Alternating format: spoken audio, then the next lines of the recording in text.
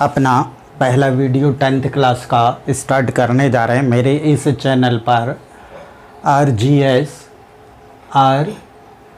G S maths नाम से मेरा चैनल है और इस चैनल को अगर आपकी समझ में आता है तो प्लीज़ आप इसको सब्सक्राइब करें, क्योंकि जो भी मैं अपना वीडियोज़ बनाऊंगा तो वो जल्द से जल्द आपको मिल सके। तो ये 10th क्लास का फर्स्ट वीडियो है और इस चैनल के अंदर मैथ्स के सारी टॉपिक्स होंगे और क्लास 9th से 12th तक होंगे। और ये फर्स्ट चैप्टर है मैथ्स का है, चैप्टर 1 है रियल नंबर्स। अब ये जो रियल नंबर्स का फर्स्ट चैप्टर है 10th क्लास का, ये 6 पार्ट में आपका होगा। फर्स्ट पार्ट में आपको इंट्रोडक्शन से इंट्रोड्यूस कराया जाएगा।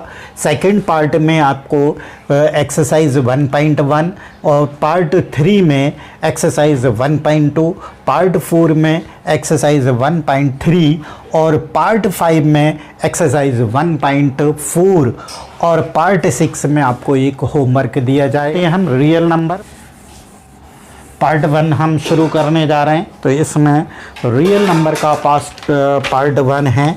तो पार्ट 1 में आपका आता है, फर्स्ट आता है Euclid's division lemma. Euclid's division lemma हमारे पास ये let a and b any to positive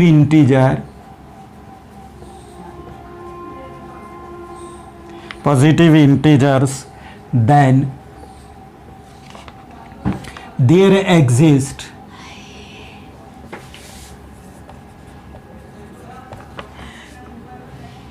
unique integer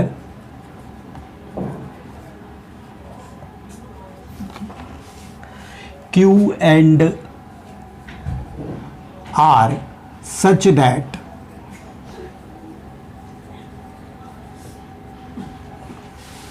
a is equal to b q plus r, where a 0 less than or equal to r less than b। ये Euclid division Lima है। तो Euclid's division algorithm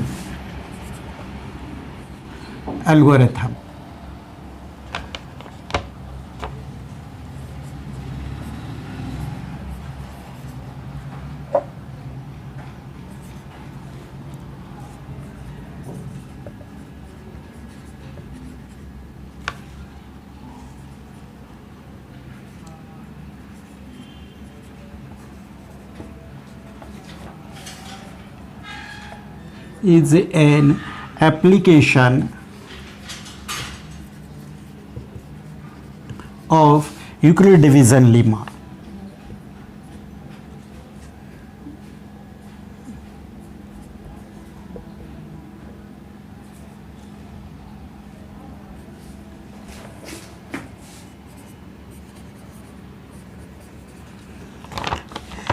It is a technique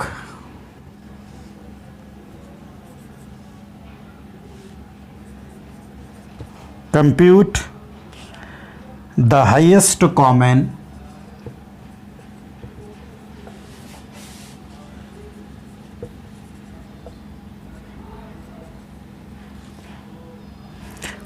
factor, मतलब HCF of two positive number।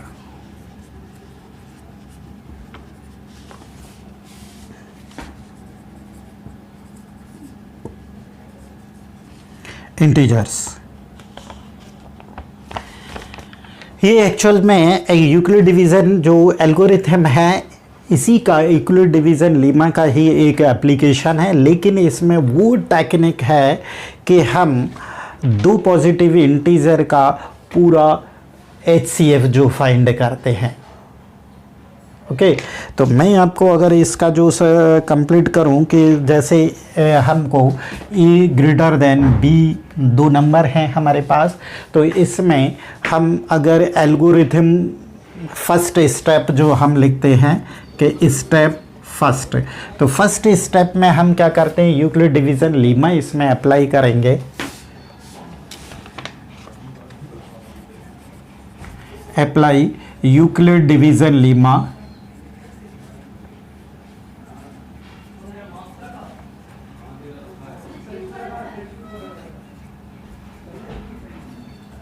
To a and B.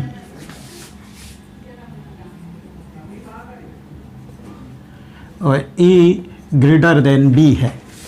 तो Euclid division Lima जो जैसा ये है कि let a and b any two positive integers then there exist unique number q and r such that, ये तो ये हमने फर्स्ट ये लगाया कि b into q plus r, तो इसमें 0 ग्रेटर देन और equal to r, less than और इक्वल टू b।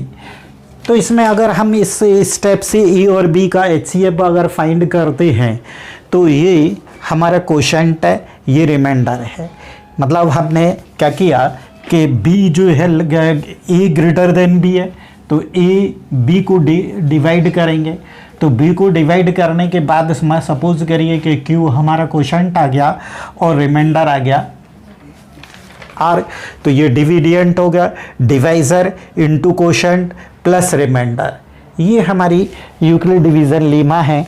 तो इस इन केस अगर ए की वैल्यू सॉरी आर की वैल्यू, सपोज आर की वैल्यू अगर 0 आ जाती है तो आपका ये HCF हो जाएगा, इसका कितना B हो जाएगा।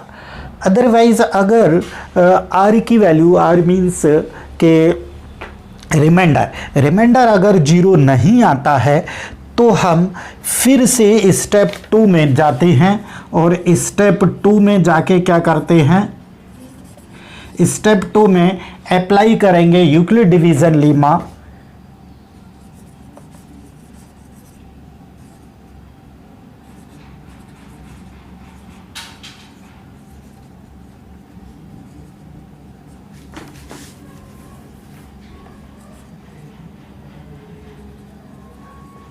Lima to b and r, b और आर में, जिसमें क्या होगा कि बी ग्रेटर देन आर होगा, है ना। तो बी और आर में हम फिर से again Euclid division Lima apply करेंगे। तो जहाँ ए है वहाँ हो जाएगा बी इज इक्वल टू, जहाँ बी पर बी था वहाँ हो जाएगा आर, और कोई दूसरा वेरिएबल ले लीजिए एस प्लस, या पी ले लेता हूँ मैं, पी प्लस एस, और यहाँ पर हो जाएगा कि 0 लेस देन और equal to s less than p, इस टाइप का हो जाएगा। अब यहाँ पर देखिए डिविडेंट बी है, क्वोशंट आर है, डिवाइजर आर है और क्वोशंट पी है और रिमाइंडर एस है। मतलब अब हमने क्या किया कि बी ग्रेटर देन आर है तो आर से डिवाइड करेंगे, काय में, बी में, तो क्वोशंट हमारा आता है सपोज पी आता है और यहाँ पर रिमाइंडर बच जाता है एस। तो सपोज ये जो रिमाइंडर है आर फॉर रिमाइंडर, ये रिमाइंडर जो है अगर यहाँ पर क्या जाता है 0 आ जाता है, अगर ये रिमाइंडर 0 आ जाता है तो हमारा HCF हो जाएगा R, और अगर 0 नहीं आता है तो देन अगेन हम स्टेप 2, 3, 4, 5 जब तक करते जाएंगे जब तक कि रिमाइंडर हमारा 0 ना होगा। तो यही जो है एल्गोरिथम है, यूक्लिड डिवीज़न एल्गोरिथम है, ठीक है। तो यूक्लिड डिवीज़न लीमा और यूक्लिड डिवीज़न एल्गोरिथम में ये थोड़ा सा अंतर है कि यूक्लिड डिवीज़न लीमा ये है कि दो हमारे पास पॉजिटिव इंटीजर हैं और उसमें से दो जो यूनिक नंबर होंगे Q और R, इस प्रकार से उसमें होंगे कि A is equal to B Q plus R, तो where 0 less than R less than और equal to R less than B। तो अब यहाँ ये यूक्लिड डिवीज़न लेमा है। अब यूक्लिड डिवीज़न एल्गोरिथम जो है वो कंप्लीट जो है वो एक ऐसी प्रोसेस होती है कि जिससे हम दो नंबर ए और बी जो दो नंबर हैं उनका HCF हम फाइंड करते हैं। तो HCF को फाइंड करने के लिए हमको ऐसे ही स्टेप 1, स्टेप 2, स्टेप 3 जो पूरी कंप्लीट प्रोसेस होती है वही क्या होती है, यूक्लिड डिवीज़न एल्गोरिथम होती है। हो सकता है ये स्टेप 1 में ही कंप्लीट हो जाए, HCF आ जाए।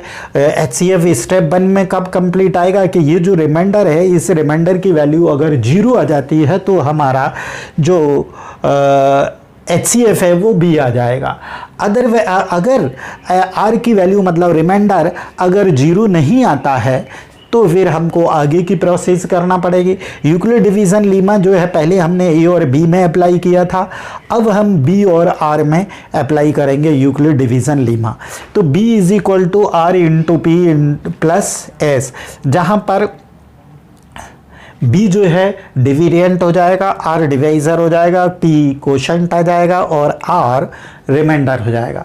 तो अब यहाँ पर वही प्रोसेस है कि अगर ये रिमाइंडर है, रिमाइंडर अगर 0 आ जाता है तो हमारा HCF हो जाएगा R, और अगर रिमाइंडर 0 मतलब S की वैल्यू 0 नहीं आती है तो फिर हमको अगेन स्टेप 3 की में बढ़ाना पड़ेगा। फिर हमको काय में R और S में यूक्लिड डिवीज़न लीमा अप्लाई करना पड़ेगा। तो ये प्रोसेस जो है हम ऐसी प्रोसेस जो है वहाँ तक ले जाएंगे जहाँ तक के रिमाइंडर 0 नहीं आता। तो यह पूरी प्रोसेस जो है यही एल्गोरिथम होती है, यूक्लिड डिवीज़न एल्गोरिथम होती है। ओके, अब fundamental theorem of arithmetic note down कर लीजिए। मैं नेक्स्ट थर्ड जो पॉइंट है इसका मैं बताता हूँ। थर्ड इंट्रोडक्शन का थर्ड पॉइंट है फंडामेंटल थ्योरम ऑफ अर्थमेटिक, ये फॉर एलसीएम।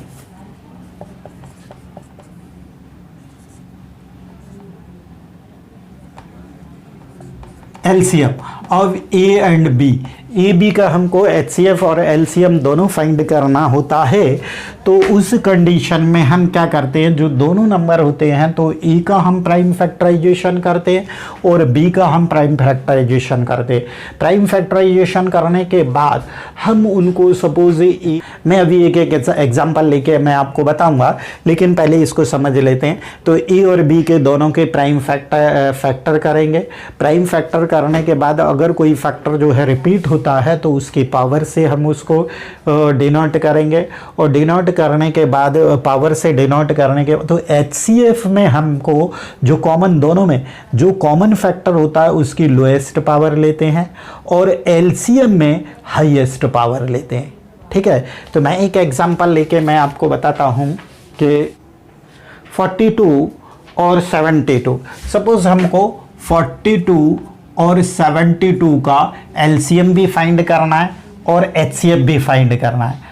और अगर डिवाइड करके करेंगे, सपोज हम 72 को 42 से डिवाइड करेंगे तो ये तो हो जाएगा एल्गोरिथम लीमा से, है ना। एल्गोरिथम लीमा नहीं, हमको इसको में वो अर्थमेटिक करना है, अर्थमेटिक थ्योरम यूज़ करना है।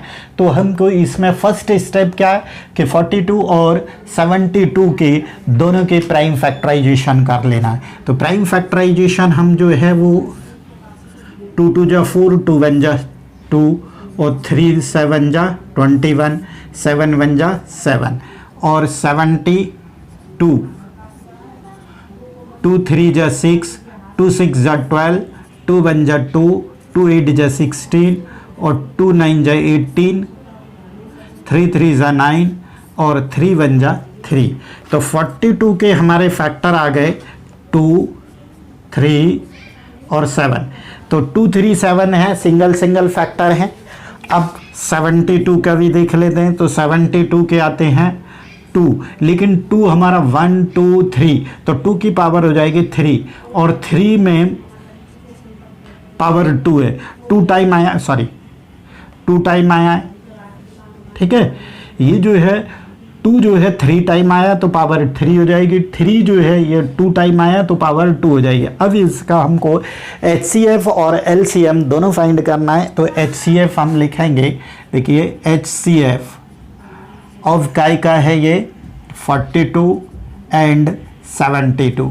तो अब इसमें हम HCF में लिखते हैं, कॉमन फैक्टर लेते हैं, तो कॉमन फैक्टर 2 है, तो HCF में हम लोएस्ट पावर लेंगे। तो फैक्टर 2 जो है दोनों में कॉमन है, इसमें भी कॉमन है, इसमें भी कॉमन है, लेकिन इसमें पावर 1 है और इसमें पावर 3 है।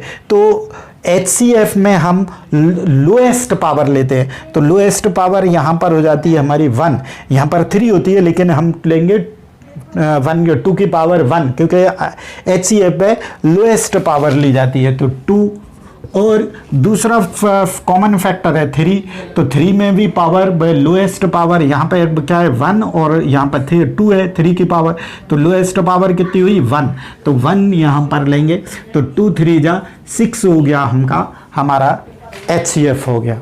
अब इसी मेथड से हमको LCM फाइंड करना रहता है, तो LCM हो जाएगा 42 और 72 का।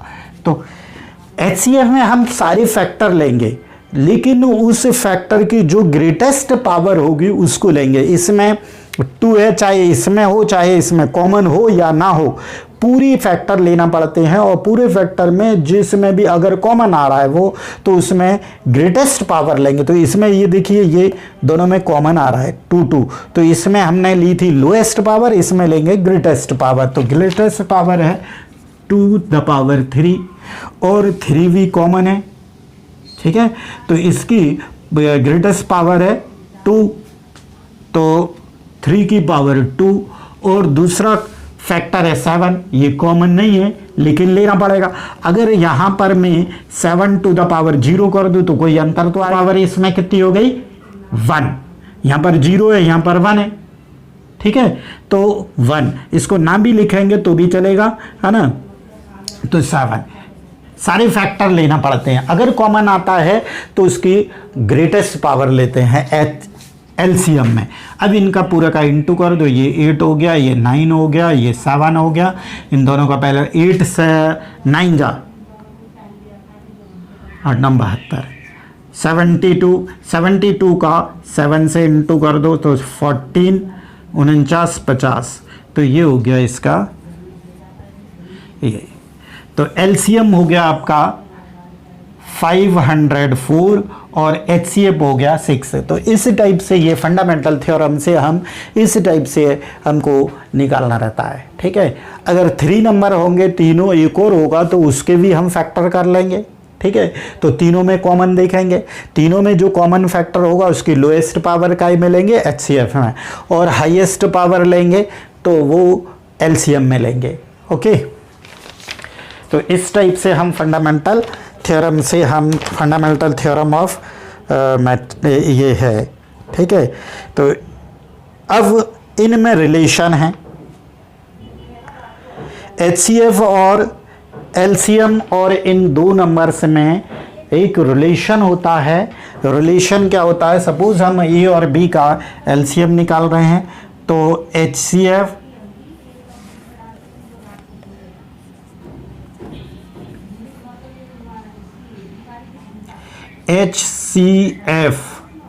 Into LCM is equal to A into B।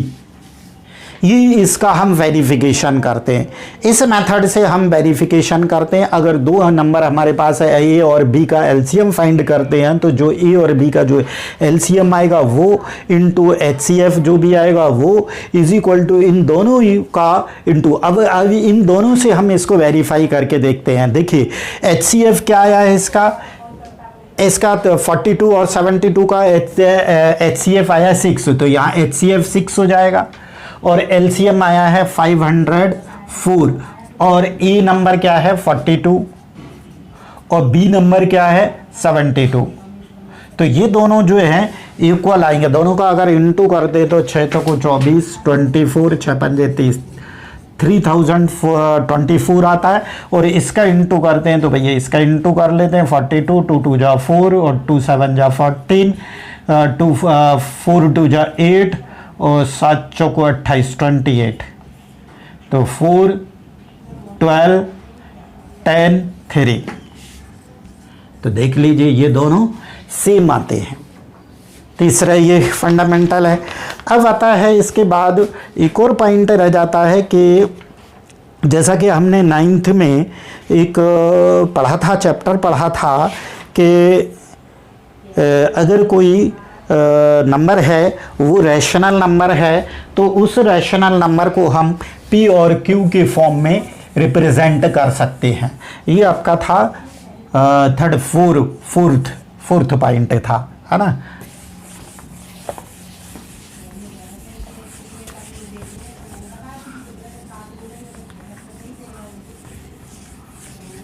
तो अभी हमने जो इंट्रोडक्शन में हमने पढ़ लिए, पहला पॉइंट पढ़ा था यूक्लिड डिवीज़न लीमा पढ़ा था, है ना। दूसरा पढ़ा था यूक्लिड डिवीज़न एल्गोरिथम पढ़ा था। तीसरा पॉइंट पढ़ा था कि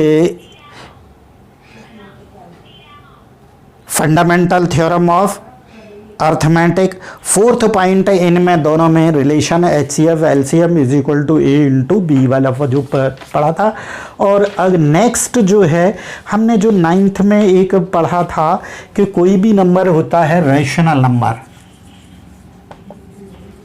रैशनल नंबर होता है तो x को हम P अपॉन Q के फॉर्म में लिखते हैं और P एंड Q जो है वो इंटीजर होता था, इंटीजर है, और Q does not equal to 0। ये हमने 9th में पढ़ा था। अब ये जो है P अपॉन Q जो है रैशनल नंबर है, ये कई टाइप के, रैशनल भी हो सकता था, इरेशनल भी हो सकता था। और रैशनल नंबर 2 टाइप के होते हैं, और 2 टाइप के कौन से होते हैं, एक तो टर्मिनेटिंग डेसिमल और दूसरा होता है नॉन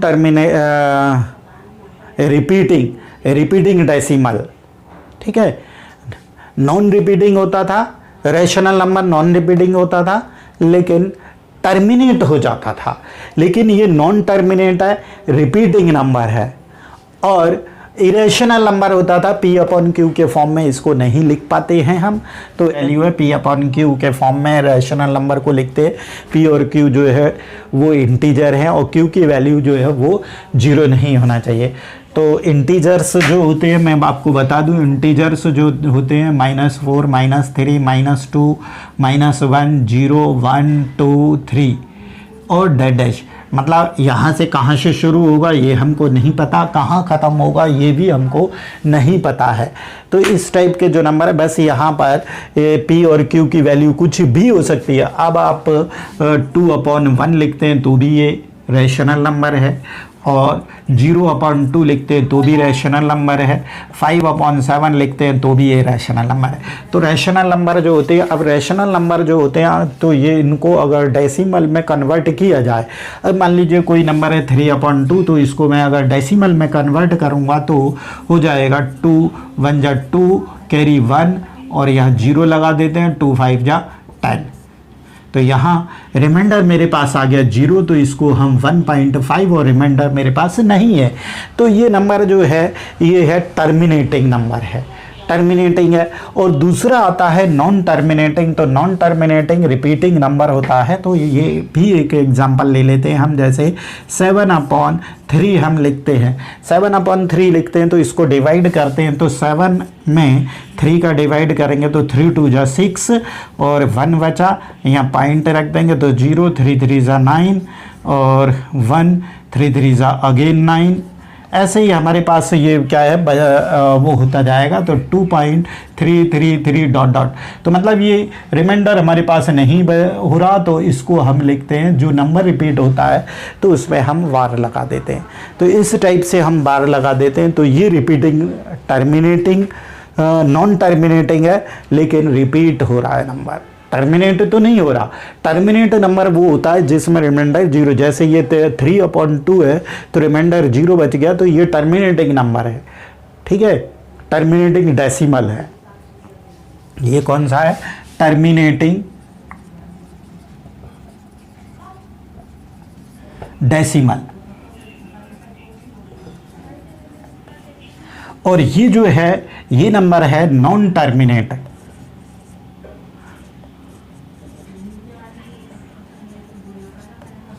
रिपीटिंग या रिकरिंग,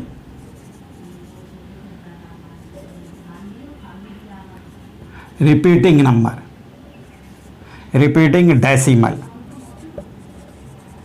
ओके, तो जिसमें कभी भी कितना भी डिवाइड कर लो, लेकिन क्या होगा, कई बार 1 2 2 डिजिट भी, यहाँ पर 1 डिजिट रिपीट हो रहा है, 3 हो रहा है, तो जो नंबर रिपीट होता है उस पे हम बार लगा देते हैं, तो ये बार बार आएगा। अगर इसको डिवाइड ना करें, विदाउट डिवाइडिंग अगर हम करते हैं, तो हम इसको कैसे पता करेंगे कि ये टर्मिनेटिंग है कि नॉन टर्मिनेटिंग है। तो ऐसे नंबर को हम करने के लिए क्या करेंगे, जो ये डिनोमिनेटर का जो नंबर होता है, ये डिनोमिनेटर q, तो डिनोमिनेटर q की हम क्या करेंगे, फैक्टराइजेशन करेंगे। फैक्टराइजेशन आपने देखा ही था, जैसे 128 के हम करते हैं तो 2 6 जा 12 और 2 4 जा 8, 2 3 जा 6, 2 2 जा 4, 16 8 4 2 और 1, तो 2 2 2 2 इसके फैक्टर आ रहे हैं, तो है ना। तो इस प्रकार से जो और भी आ सकते हैं, 2 भी आ सकता है, 3 भी आ सकता है, 5 भी आता है, 6 भी आ जाता है। तो हम क्या करेंगे, केवल पूरी इसको डिवाइड नहीं करेंगे, डिवाइड ना करके हम जो डिनोमिनेटर में जो नंबर होगा उस नंबर को हम क्या करेंगे, फैक्टराइजेशन कर लेंगे। तो फैक्टराइजेशन करने के बाद इसके अगर फैक्टर आते हैं 2 और 5 आते हैं, या तो सिंगल 2 आता है या सिंगल 5 आता है या दोनों आते हैं, तो उस केस में ये नंबर हो जाएगा टर्मिनेटिंग डेसिमल नंबर हो जाएगा। और अगर इसके अलावा कोई दूसरा फैक्टर आता है तो वो हो जाएगा नॉन टर्मिनेटिंग। मैं एग्जांपल देके मैं आपको बताता हूँ, 3125। अब पहले तो इसको काट के देख लेंगे, अगर कट रहा है तो इसको पहले तो लोएस्ट फॉर्म में ले आएंगे, तो लोएस्ट ये कटेगा नहीं, इसमें कोई भी कॉमन फैक्टर है नहीं, तो कॉमन फैक्टर नहीं है। तो अब इसके डिनोमिनेटर को हम क्या कर लेंगे, फैक्टराइजेशन करें। 5 से डिवाइड करा तो 625, फिर 5 5 2 जा 10, 5 5 जा 25, फिर 5 से डिवाइड करा, 5 2 जा 10, 5 5 जा 5 2 जा 10, 5 5 जा 25 और 5 5 जा 25, 5 1 जा 5, तो ये हो जाता है 13/5 टू द पावर 1 2 3 4 5 हो जाता है। तो इसमें फैक्टर जो है मैंने बताया था, या तो सिंगल 5 हो या सिंगल 2 हो या दोनों हो, तो वो टर्मिनेटिंग डेसिमल होता है। तो ये नंबर जो है टर्मिनेटिंग डेसिमल है। ये एक्सप्रेशन जो है वो क्या है, टर्मिनेटिंग है।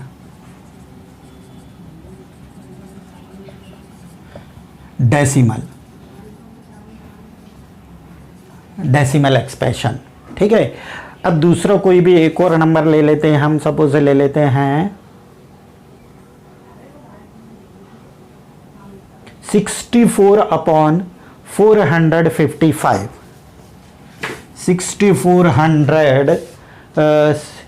455 ये नंबर ले लेते हैं। तो इसमें ये देखो किसी से कैंसिल तो हो नहीं रहा, तो ये इसकी लोएस्ट फॉर्म ही है ना। तो अब इसके डायरेक्ट हम इसके क्या कर लेते हैं, 4 5 5 के फैक्टर कर लेते हैं।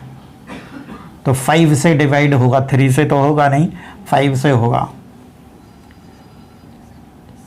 अब होगा 7 से नहीं, हाँ, और 13 से। तो 64/5 × 7 × 13। तो मैंने जैसा कि बताया था कि Q हमारा है 455 के हमने प्राइम फैक्टराइजेशन किए। तो मैंने बताया था आपको कि फैक्टर या तो 2 आए या 5 आए या दोनों आए, इसके अलावा कोई तीसरा फैक्टर नहीं आए तो वो डेसिमल रिकरिंग होगा।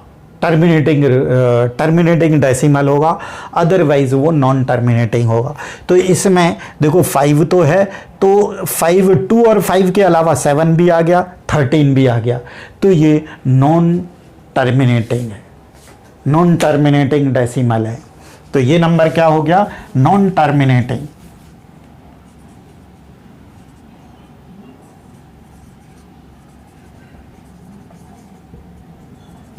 डेसिमल है, ठीक है। तो ये आपको समझ में आ गया होगा, है ना। तो अब हम एक्सरसाइज में जब ये क्वेश्चंस करेंगे तब आपको क्लियर समझ में आएगा। तो आपसे मेरा निवेदन है कि आप इस चैनल को सब्सक्राइब करें, लाइक करें, तो जिससे आपके पास मेरे जो भी वीडियो मैं बनाऊं, नए वीडियो बनाऊं, वो आप तक जल्दी से जल्दी पहुंच सके। ये तभी आपके पास पहुंचेगा जब इसको आप सब्सक्राइब करेंगे, और सब्सक्राइब करने के बाद साइड में जो बेल आइकन है, तो बेल को भी प्रेस करेंगे, तब ही आपके पास ये सबसे पहले आपके पास ये वीडियो पहुंच पाएगा। और इसको प्लीज़ लाइक भी कर दीजिए। ओके।